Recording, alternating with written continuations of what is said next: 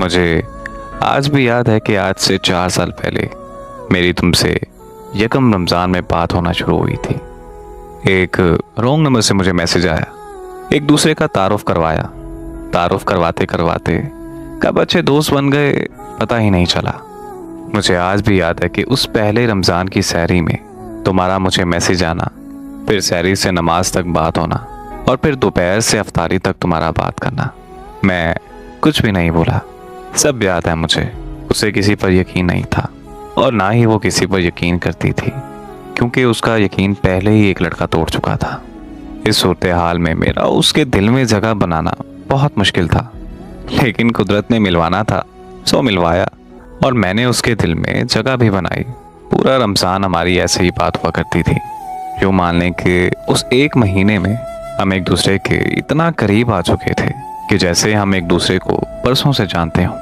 जैसे ही रमज़ान ख़त्म हुआ तो चांद रात आई। उसे झुमके और चूड़ियाँ बहुत पसंद थीं। जब मैं चांद रात को बाज़ार गया तो उसके लिए खूबसूरत सी चूड़ियाँ और झुमके लेकर आया। वो मेरे छोटे से तोहफे पर बहुत खुश थी। मैं उसके इतने करीब आ चुका था कि मुझे उससे मोहब्बत हो गई। ना कि मुझे, बल्कि उसने भी मुझे अपनी मोहब्बत का इज़हार कर दिया। सब कुछ बहुत अच्छा चल रहा था। हम बहुत खुश थे कि अचानक उसकी ज़िंदगी में एक और शख्स आ गया। वो मुझे बिना बताए उससे बातें किया करती थी।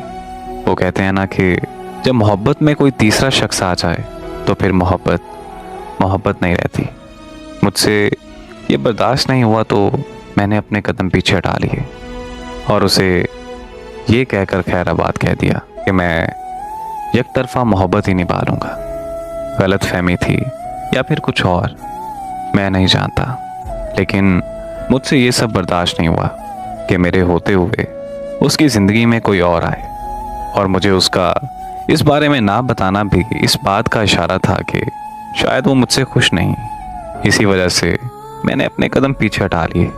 आज भी मैं उसे बहुत याद करता हूँ।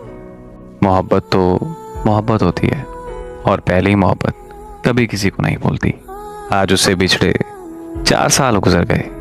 मेरी साल के किसी महीने में भी वो याद ताज़ा नहीं होती जो उसकी याद माह रमज़ान में ताज़ा होती है। माह रमज़ान गुजरता है तो चांद रात आती है। जब बाज़ार का चक्कर लगता है तो मेरी चूड़ियों की दुकान पर नज़र पड़ती है। वो चूड़ियाँ जो कभी मैं उसे दिया करता था, एकदम वक्त रुक सा जाता है। उसकी याद मेरी पूरी रूह को तड़पा देती है। फिर जब चांद रात के बाद ईद आती है फिर तो और भी ज़्यादा तकलीफ़ होती है। वो अपने प्यारे प्यारे हाथों पर मेहंदी लगाती, उसमें मेरा नाम लिखती, प्यारे प्यारे कपड़े पहनकर अपनी तस्वीरें भेजती। क्या क्या बताऊं किन दर्द भरी यादों से गुजरता हूं मैं। अब खुद को संवारना भी अच्छा नहीं लगता। नए कपड़े पहनने का भी दिल नहीं करता। किसी से ईद मिलने का भी दिल नहीं करता। यहाँ तक कि दोस्तों के साथ घूमने भी नहीं चाहता।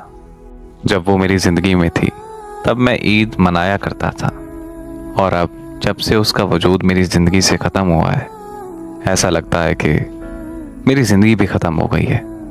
मैं उसे बुरा नहीं कहता। मुझे आज भी उससे बेइंतहा मोहब्बत है और मैं आज भी उसके लिए दुआ करता हूँ कि वो जहाँ भी रहे खुश रहे और उसे ऐसी हज़ारों ईदें नसीब हों।